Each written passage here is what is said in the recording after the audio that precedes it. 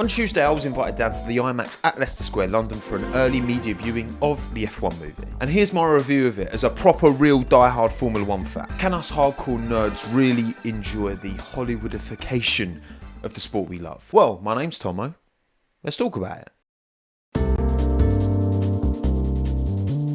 Right, I'm going to give you a brief run through of the plot in as succinct a way as possible, which is a challenge for me, but I'll do my best. I'll stick a time code here so you can skip ahead. So if you don't want any big major plot spoilers, then, check that out, okay?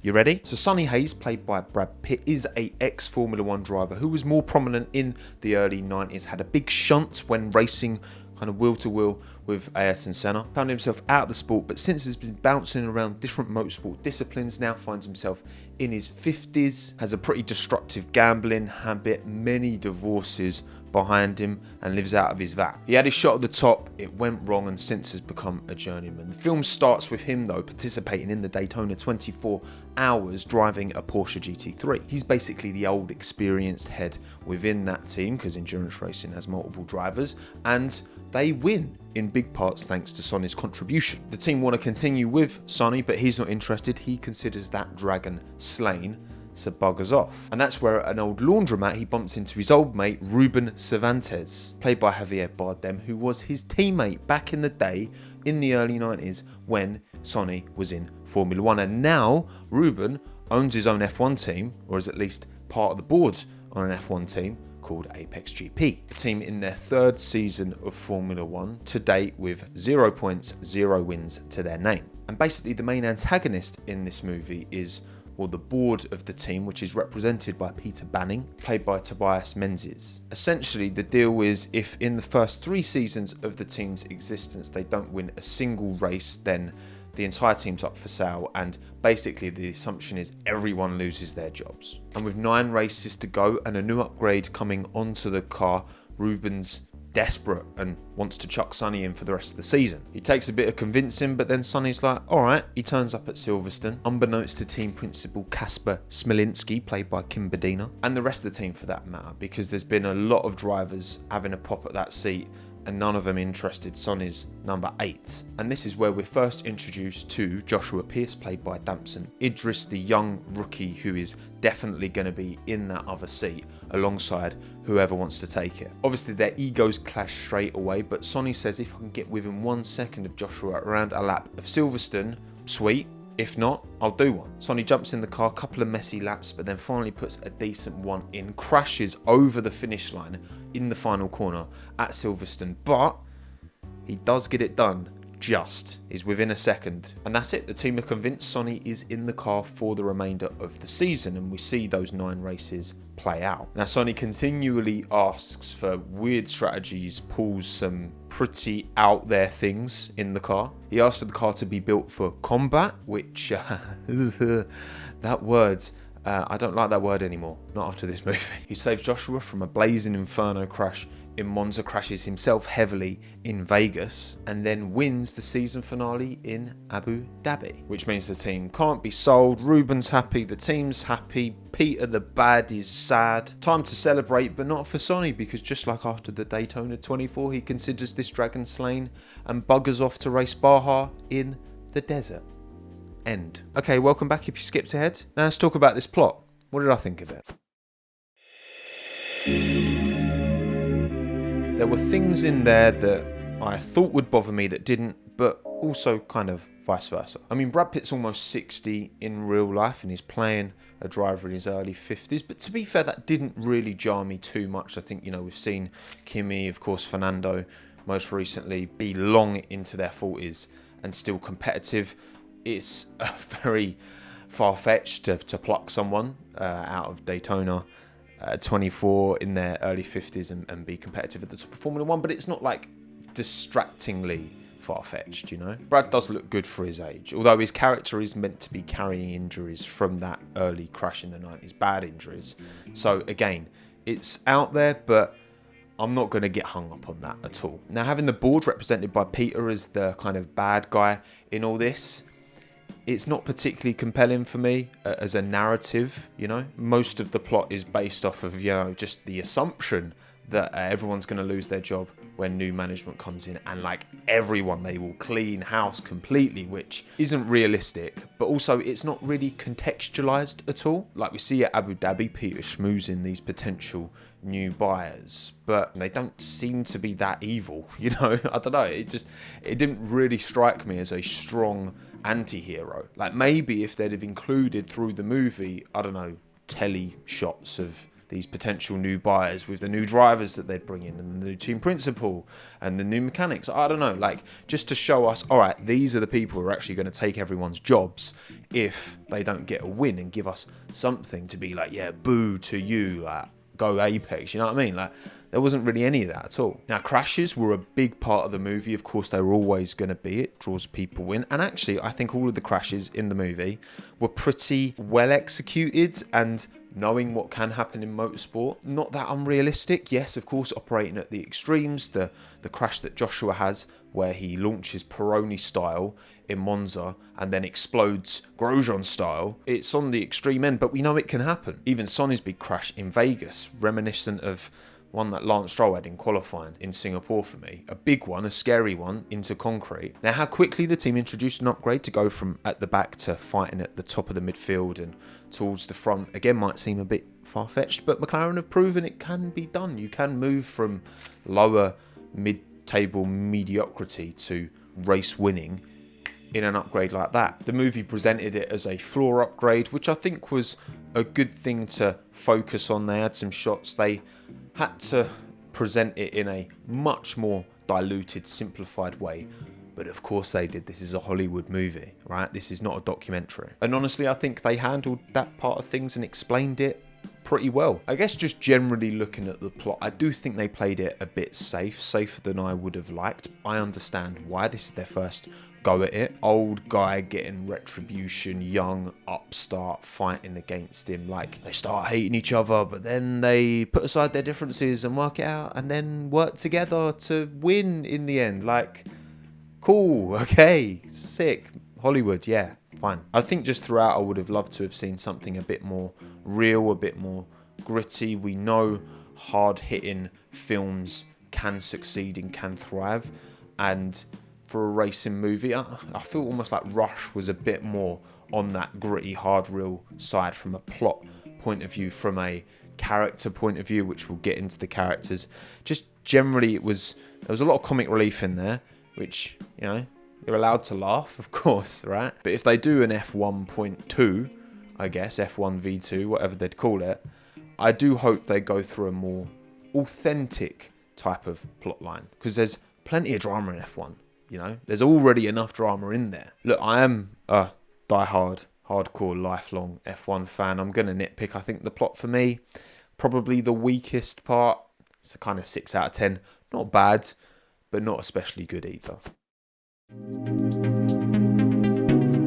Sonny, Joshua, Ruben and Kate are the 4 main primary subjects, characters within the F1 movie. And honestly, I have mixed feelings, because I will keep coming back to the real, gritty, authentic critique when looking at all of these characters, because again, that's what I look for from a movie. That's what I was hoping for from this movie, and that's where this didn't quite deliver. But some characters did more than others. I'll start with the good. I think Brad Pitt's interpretation of Sonny was really good. He has the nonchalance and charm of an old timer. Think of Kimi Räikkönen with a sparkling of Fernando Alonso's spice and humour. He was lighthearted and funny when it was needed, and yes, of course, had a very cringe one-liner every now and then. But most of the time, he walked the line of serious and fun as a character pretty well. I'd say the same about Javier Bardem's depiction of Ruben as well. I actually really like Ruben. He was one of my favourite characters. A team owner can get away with being a bit more charismatic, a bit more wild, a bit more funny, you know, inherently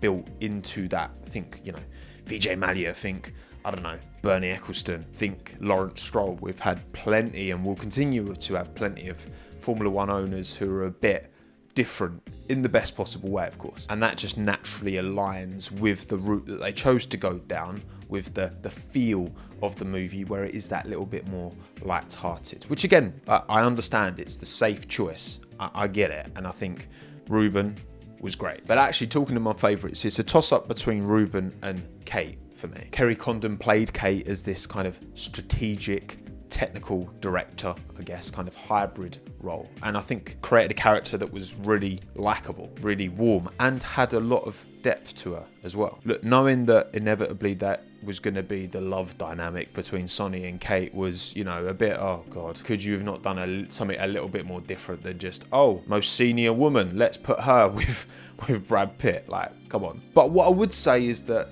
you know, Kate's character is not a woe is me, oh, look at Brad Pitt sweeping me off my feet. No, I think she stands on her own 2 feet and is a strong character in her own right. And I'd love to have seen them dive into her backstory a bit more. She used to work at Lockheed Martin, then got the opportunity to work in Formula One, and her marriage ended because her husband wasn't prepared to support her jumping into this sport, which we can only assume is because it's so completely overwhelming working for 24 weekends a year around the world. The lovey-dovey stuff with Sonny is definitely treated as kind of a sub thing, and actually her character, I do genuinely think, will be a real positive source of inspiration to a lot of young people watching. And I could absolutely see a second movie. You know, maybe you've got different drivers, maybe you've got different, staff and a different team, but it'd be cool if they centered it around Kate. Maybe she's, 10 years down the line, she's become a bit of an Adrian Newey, and there's this new team that she's spearheading and blah, blah, blah. Like, I think that could be a really interesting place to start the next F1 movie. So then those are the positives around characters. Unfortunately, it's not all positive. I've got to start with the Joshua Pierce character. And it's a shame because I think Damson Idris is a really good actor. I just don't think this was a particularly well-written character. I've got nothing with a cocky, arrogant rookie, who's looking at a old-timer jumping and isn't going to bend the knee, isn't going to just sit there and be second fiddle, is going to stand up for himself. I've got no problem with that at all. But I do just think there was a bit too much comic relief built into the character at times, where it just felt kind of weird and really unnatural and unbelievable. The Kate character, the Ruben character, and the Sonny character were all pretty believable, but I didn't feel the same about Joshua at all. So here's an example, right? They're arguing in the garage, Joshua and Sonny, and they're pushing each other around a bit, and it's getting heated, and then they can see the media's got their cameras pointing in, and Sonny's like, oh, I don't care about them, walks off. And then, I don't know what he's doing, he just does that thing, and he's standing there going, whoa, no hint of irony. It's just very strange behaviour. I didn't get it. And I also think there's a missed opportunity to dive into his background a bit more, because of course we get the Sonny story from, racing in the early 90s, jumping between series, blah, blah, blah.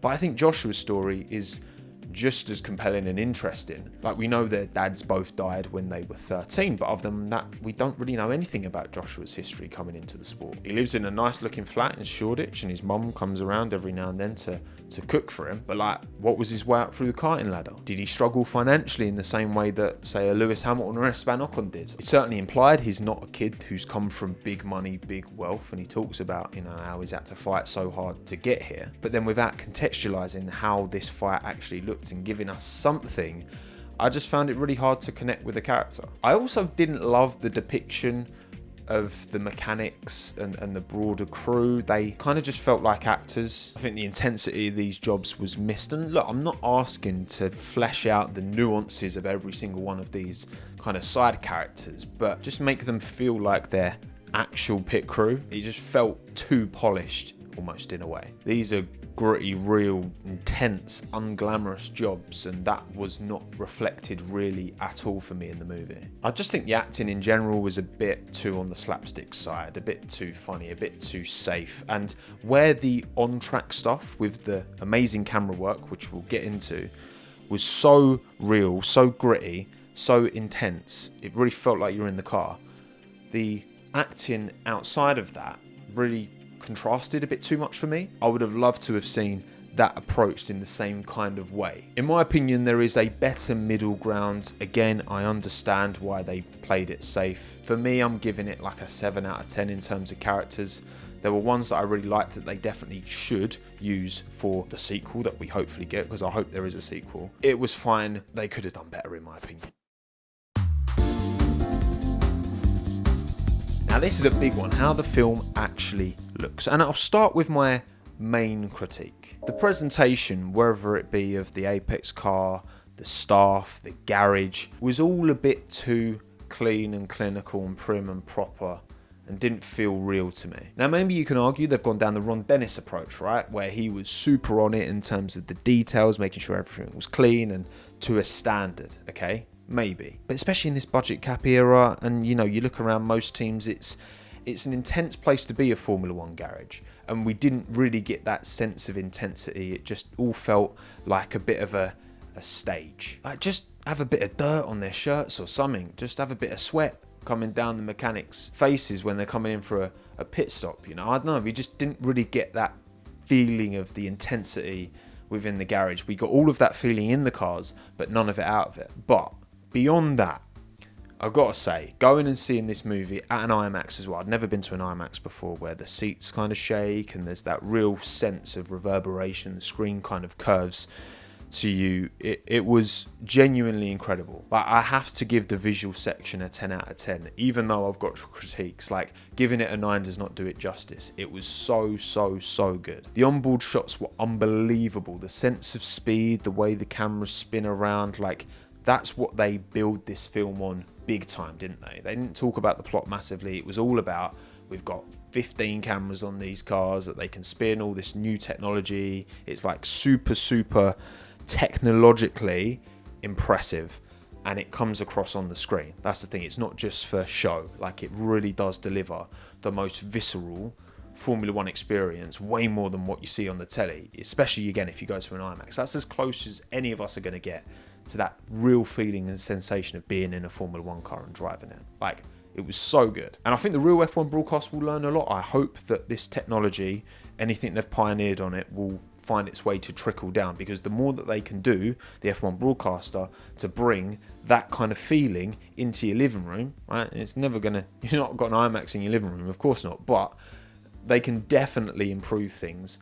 And damn, it was so good. It honestly, it really kind of gets you in the diaphragm, you know what I mean? The Apex GP cars look great. The scaling was off a couple of times. It only really noticed it. There's one scene, I want to say it's in Abu Dhabi, and it's one of the Red Bulls alongside one of the Apex cars, and I was like, damn, that looks like an F2 car next to an F1 car. So a little bit of an oversight there, but all in all, the cars themselves looked great. They looked very, maybe a bit narrow, but very convincing. They're F2 cars, so fair enough. I did think it was really impressive how they mapped the Apex GP livery onto other cars to showcase wheel-to-wheel moments, because of course the Apex cars were never on track in a real race, obviously. But there were many moments in there, and that's something that we would enjoy, right? As nerds that we are, like looking at these clips and being like, hang on, I recognise that. That was from this race. By taking the real footage and just digitally changing the livery, you are capturing and showcasing the real racing in moments that,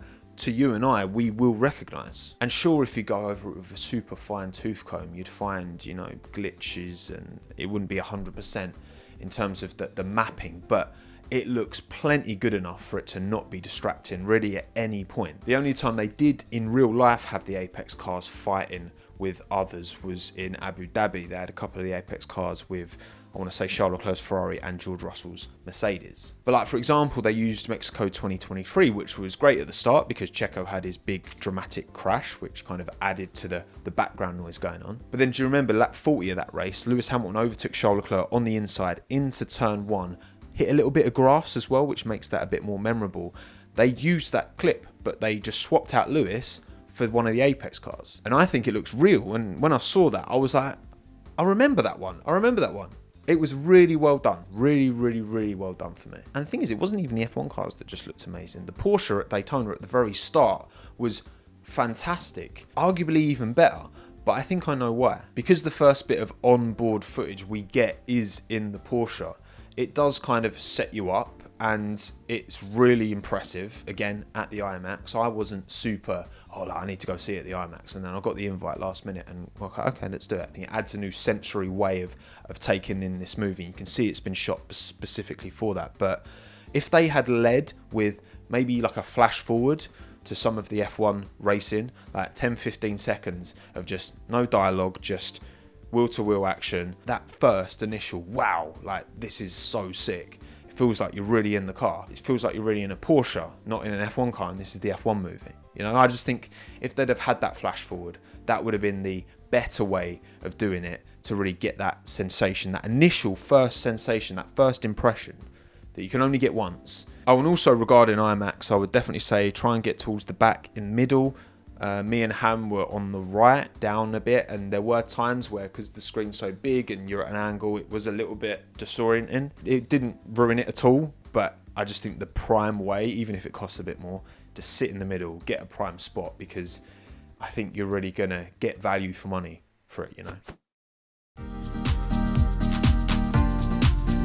Right, so here's the other bits I haven't spoken about yet that I want to, okay? Things I think were interesting for good or bad reasons. Blaming Sonny for Joshua's crash was insane to me. Like, let me explain. So they're at Monza, it's dry, Sonny's calling his own strategy as well as Joshua's, which again, that happens quite a lot. The strategy team don't seem to be able to do their job on their own. Weird, but whatever. It rains towards the end of the race, so there's a decision. Do you pit for inters or do you stay out on slicks? Sonny's running, Joshua's running P4 and he stays on slicks. Max stays on slicks, who's running P1, which is important here. Maybe Charles and Lewis, whoever's in between, they both pit for inters. So then it becomes, can Joshua hold on the slicks in the rain? And can he catch Max? Sonny pulls some shenanigans in the pits and basically holds Max up a bit to allow Joshua to catch up, and then starts giving him slipstream and DRS to allow him to get within touching distance of Max, which actually, I mean, they shouldn't have been able to do DRS because it was raining and they're on slicks, but I can't actually remember if they did or not. They probably did. I think he just gave him slipstream, whatever. Sonny then tries to communicate to Joshua via the race engineers that he needs to not make the move into Parabolica down the back straight, but needs to wait for turn 1 down the main straight to make the move on Max, right?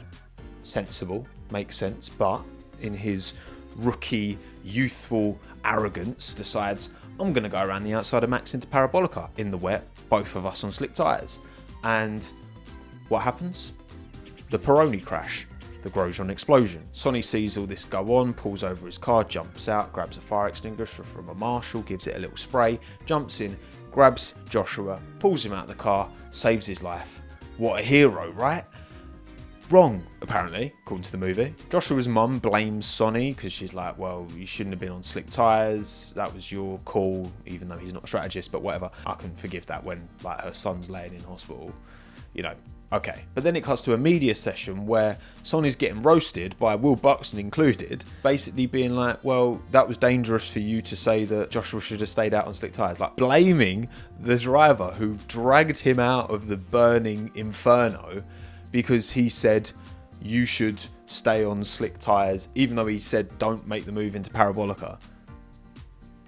What? It made no sense to me, and it didn't need to make no sense. That's what kind of annoyed me. Like, okay, if you want to make Sonny the bad guy here, maybe have it so that, alright, Sonny's giving Joshua DRS, they're in close proximity to Max, pull back, let Joshua go past, pull back in, and then maybe pull back in a bit too soon and clip him and spin him out, or, you know, pull back in and then all of a sudden you've lost a bit of downforce, lock the brakes, and then punt into the back of Joshua and then spin him and chuck him into a wall and blow him up or whatever. Like, there's so many different ways they could have done it where it would have felt like, all right, yeah, Sonny, you've been unreasonable there and you took it too risky and you've ended up almost killing your teammate.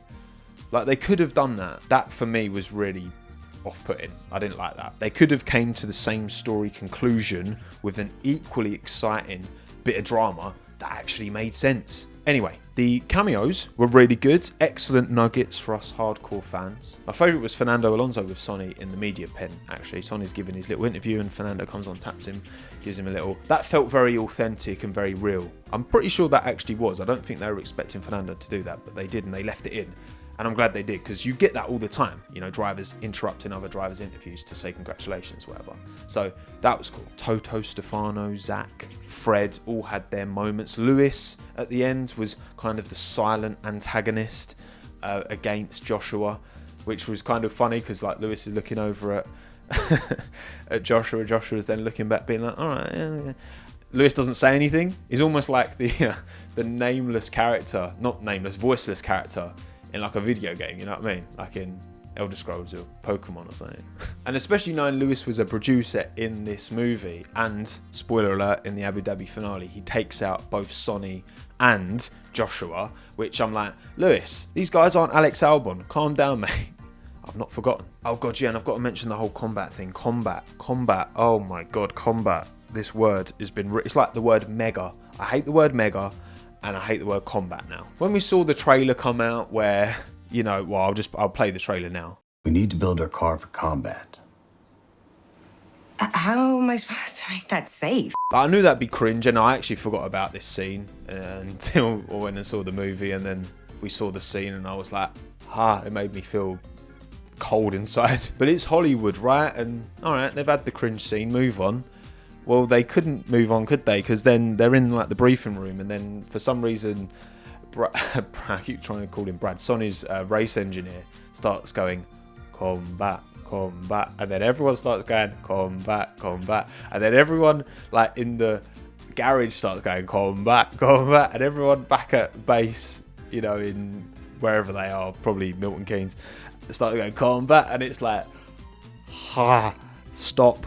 Oh my god, this is awful. Like, it's so, apologies to all my American viewers, but it's very USA. Like, oh my god, no, that was awful. Look, maybe I'm wrong. Send me a clip of a room full of cinema goers going, combat, and then, you know what, I'll take it back. But until that point, I hate it.